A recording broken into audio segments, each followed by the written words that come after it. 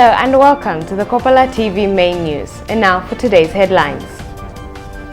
PF scoops all 3 local government seats in Northern and Western Province. Kobosu challenged ZANASU president to release names of students planning nationwide protests. And in international news, tired Kenyans march against dogged police violence. Join us in a bit after this.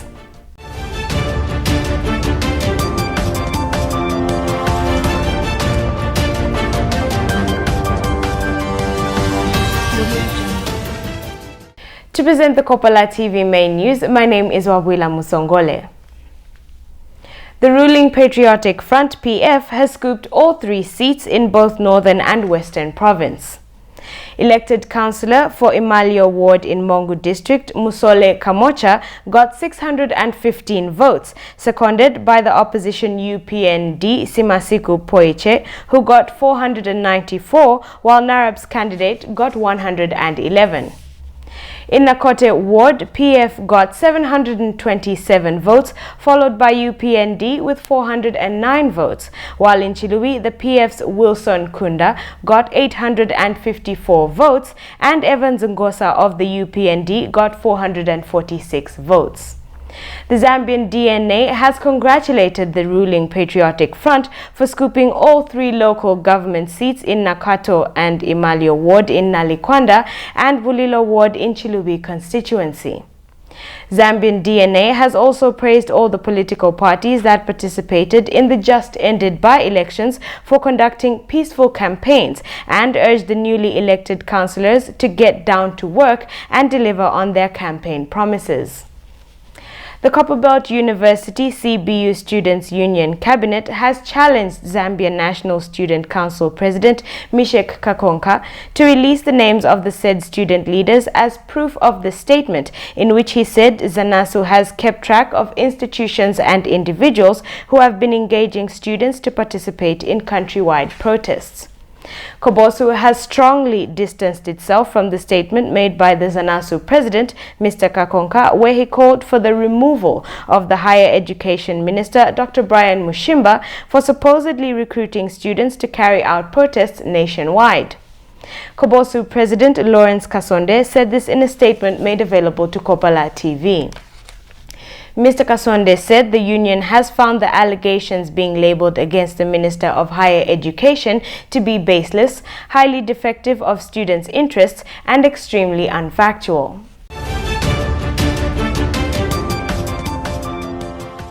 General Education Minister David Mavumba has announced that the reopening of colleges of education in both the private and public institutions of higher learning, which were closed prematurely due to COVID-19, will be on Monday, the 29th of June 2020. Mr. Mavumba said this at a press briefing in Lusaka yesterday. The General Education Minister said the reopening will begin with graduating students to enable them to prepare adequately for their final exams this year. He further said that after the announcement by the government under the leadership of His Excellency President Edgar Lungu on the reopening of higher learning institutions for students in their final year, his ministry went around the country to assess the preparedness of institutions for the reopenings. He also disclosed that he has tested negative for COVID-19. Opened, and like you heard Director Planning saying, most of us have been in the field trying to monitor schools in terms of their preparedness. For me, I visited almost 40 districts in a very short period of time. When I was in the tour, many of you were calling me to say, Minister, you are coming to contact with some of your colleagues. You know, as part of this issuance of press briefings, yes, I did do that. And my team and I even visited the epicenters, for example, Nakonde, because we needed to demonstrate leadership. There is no way you can commandeer a war while you are hiding somewhere. So I needed to go into Nakonde, I needed to go into all the epicenters. So we went to the epicenters to encourage our teachers, to encourage our pupils. And as a consequence of that, because some of you were calling me, and I needed to come out in the open, I decided to take a test, and my result was just confirmed yesterday as being negative. In case you have just tuned in, you are watching the Kopala TV main news. We break for commercials. We'll be right back.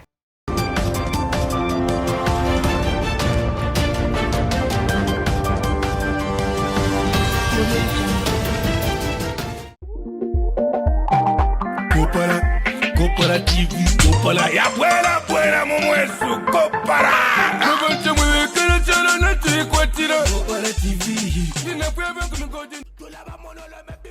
My number. Ishusho limentindeaza yama oji orushani.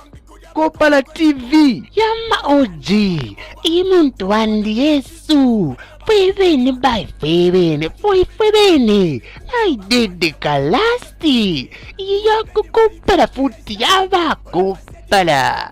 Manje kuikatashani yoina. Naena ya kuntambo oroni jiviji. Wala iwe. Ile sango patopsta decoder. Channel 98 paku.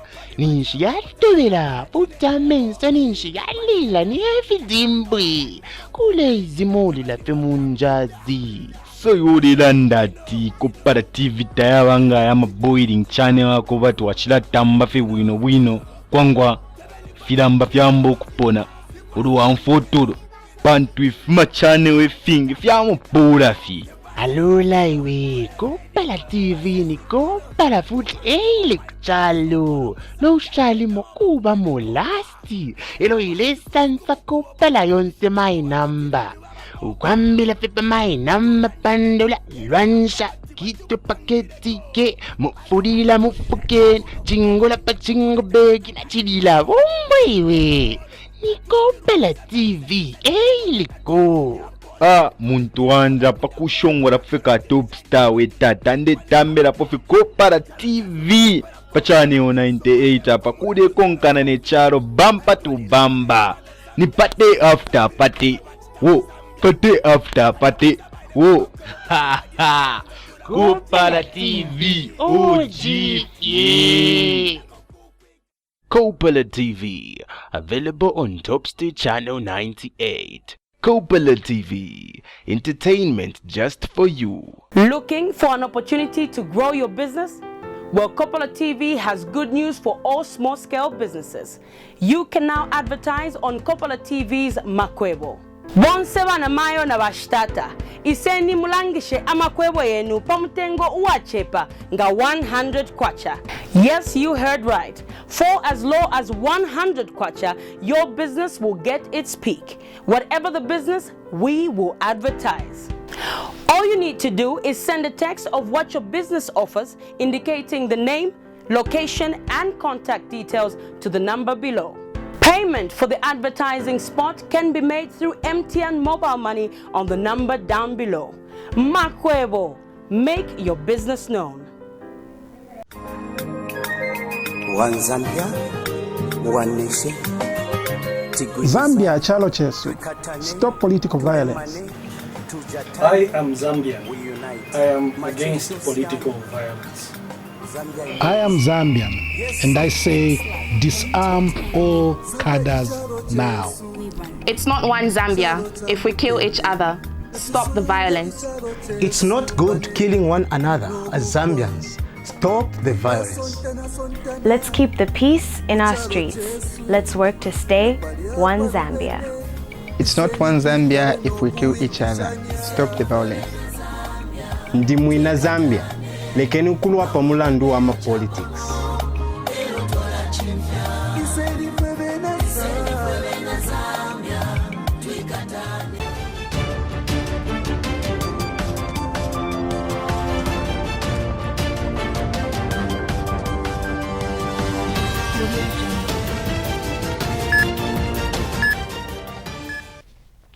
Welcome back. Zambian National Farmers Union, ZNFU, has commended farmers for the work done in the just-ended season that has yielded the much-anticipated maize crop bumper harvest. ZNFU Media and Public Relations Manager Calvin Calais noted that the bad weather experienced, among other unfavorable conditions, made it difficult to produce the results the farmers have been able to produce. Thus, the appreciation is well-deserved. The ZNFU Public Relations Manager said the maize harvest amounted to 3.3 million metric tons, adding that this farming season's bumper harvest will ensure Zambia's food security for the approaching post-COVID era. Mr. Calais said this in an interview with Kopala TV. I think we were, as Zambia National Farmers Union, expecting a good harvest. I think in our earlier conversation, we indicated that we were expecting a good crop, far much better than what we harvested for the 2018-2019 farming season. 3.3 million metric tons is I think it's a good crop. If you consider areas such as the northern part of the country that have had rainfall even beyond the time for harvest. So when we look at it, we think if that areas like the northern part, Mbala, let me just say Muchinga province and some parts of Kopala.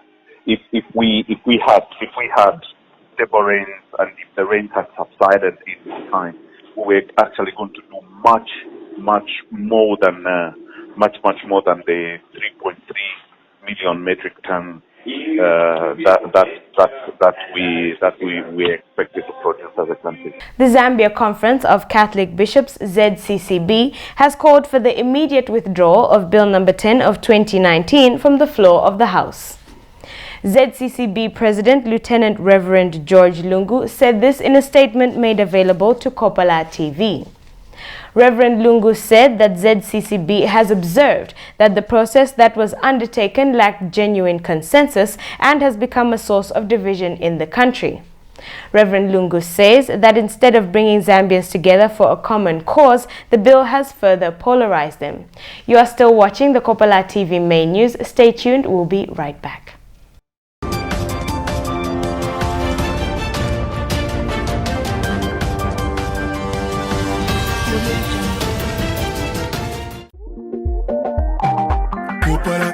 Kopala TV, Kopala ya buena mumwesu Kopala.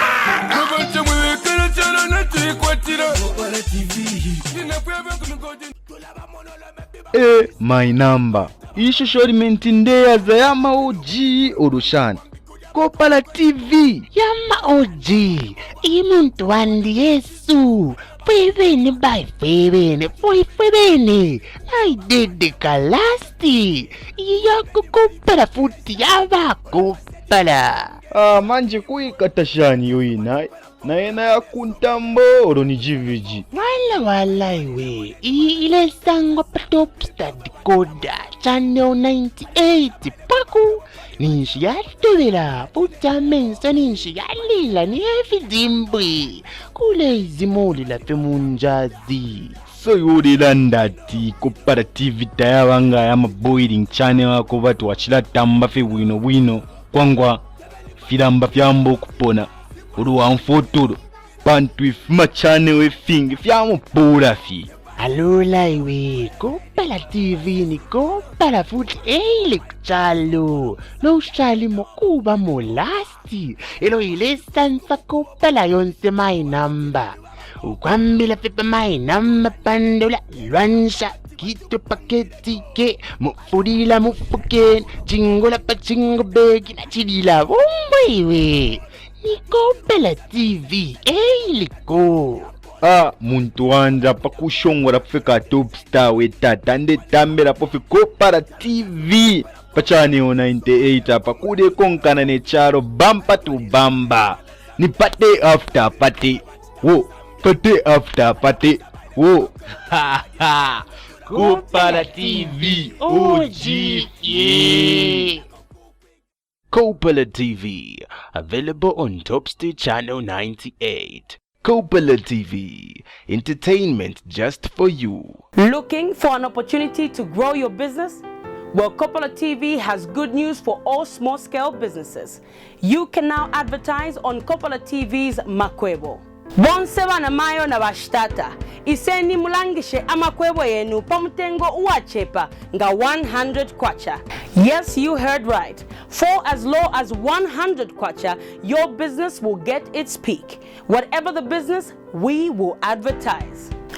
All you need to do is send a text of what your business offers, indicating the name, location, and contact details to the number below. Payment for the advertising spot can be made through MTN mobile money on the number down below. Makwebo, make your business known. One Zambia, one nation. Zambia chalo chesu. Stop political violence. I am Zambian. I am against political violence. I am Zambian, and I say disarm all cadres now. It's not one Zambia if we kill each other. Stop the violence. It's not good killing one another as Zambians. Stop the violence. Let's keep the peace in our streets. Let's work to stay one Zambia.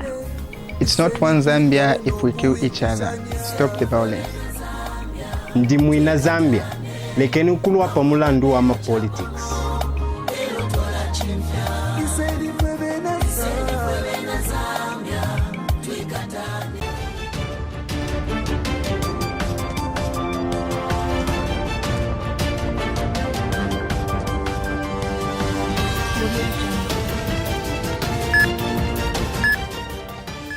Welcome back, and now for international news.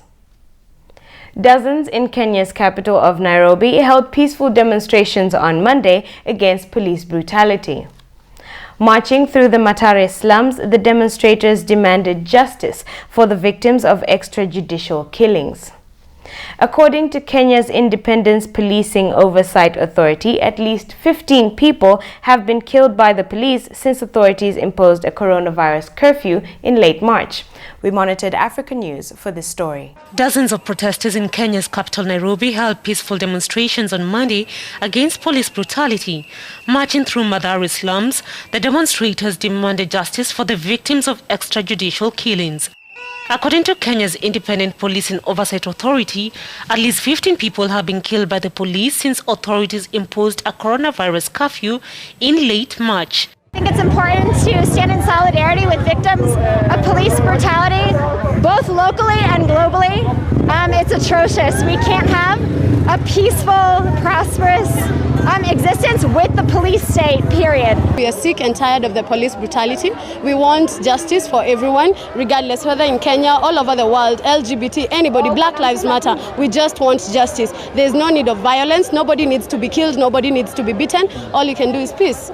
Kenya's police force is often accused by rights groups of using excessive force and carrying out unlawful killings, especially in poor neighborhoods. Before the coronavirus pandemic, Human Rights Watch documented 8 cases of police killings in less than 2 months. The president of Burundi, Pierre Nkurunziza, has died at the age of 55, just weeks before he was due to step down from office. A government statement says he had a heart attack, but there is speculation that he may have contracted the coronavirus. President Nkurunziza came into power in 2005 as part of a peace deal that ended a years-long civil war. We monitored Al Jazeera for this story. Pierre Nkurunziza came to power with a pledge to heal a divided Burundi. But his time in office was tainted by a crackdown on his political opponents. The former rebel leader became president in 2005 as part of a peace deal that ended a years-long civil war. I swear to ban all ideologies of ethnic division and genocide. I swear to work for the development of all Burundi. Nkurunziza won a second term in an uncontested election in 2010, but rights groups and opposition parties accused him of restricting political freedom. 5 years later, breaking constitutional norms and despite global condemnation, he announced his intention to stand for a third term. What is happening now is the fault of the people who are not on our side. But it is going to make us stronger than ever. Whatever happens will be their fault, not ours. The move sparked mass protests and violence. At least 1,200 people were killed and 400,000 fled the country. In the run-up to those elections, there was an attempted coup while the president was on a visit to Tanzania. Nkurunziza imposed a further crackdown on his political opponents. The UN and human rights groups accused his security forces of torture, beatings, sexual violence and murder. Despite it all, he he won his third presidential term in July 2015. But the violence continued, as did his standoff with the international community. Burundi became the first country to terminate its membership of the International Criminal Court after it started investigating allegations of abuse. In 2018, Nkurunziza held a referendum to extend presidential terms from 5 to a 7-year mandate. You should listen to those who tell you to vote yes. If there are those who tell you no, then listen to them as well. Only you know what's in your heart. And last month, Burundi held its first competitive presidential election despite the coronavirus pandemic. But again, it was marred by allegations of fraud and harassment. Most international observers were banned. After 15 years in power, Nkurunziza was due to step down in August, taking pride in the fact that his government, despite its troubles, brought peace to Burundi. Finally, in foreign news, more than 2 weeks after his death, George Floyd has been laid to rest in a Houston cemetery. Friends and family celebrated his life in a funeral that lasted 4.5 hours. He was involuntarily cast in the role of a civil rights icon when a Minneapolis policeman knelt on his neck for almost 9 minutes. His death has inspired protests that continue today across the United States and in countries as far away as Senegal. We monitored Al Jazeera for this report. George Floyd's tragic journey ends at a Houston cemetery, but across the U.S., the movement he inspired continues. A montage of demonstrations in Floyd's name, played at his funeral, displays his legacy and inspires a call to action from civil rights leaders. God took the rejected stone and made him the cornerstone of a movement that's going to change the whole wide world. Friends and family remember the man they knew as Perry or Big Floyd. I'm going to miss my brother a whole lot, and I just want to say to him, I love you, and I thank God for giving me my own personal Superman. This is not just murder, but a hate crime. I share happy memories with my uncle. Now that's all I have, are memories. I still can't put myself together to how he is calling my grandma a name. I believe my grandmother was right there with open arms saying, "Come home, baby, you shouldn't feel this pain. No one should feel this pain." The life of the man who died beneath a policeman's knee was celebrated by members of Congress and a presidential candidate who spoke directly to Floyd's daughter, Gianna. Now is the time for racial justice. That's the answer we must give to our children when they ask why.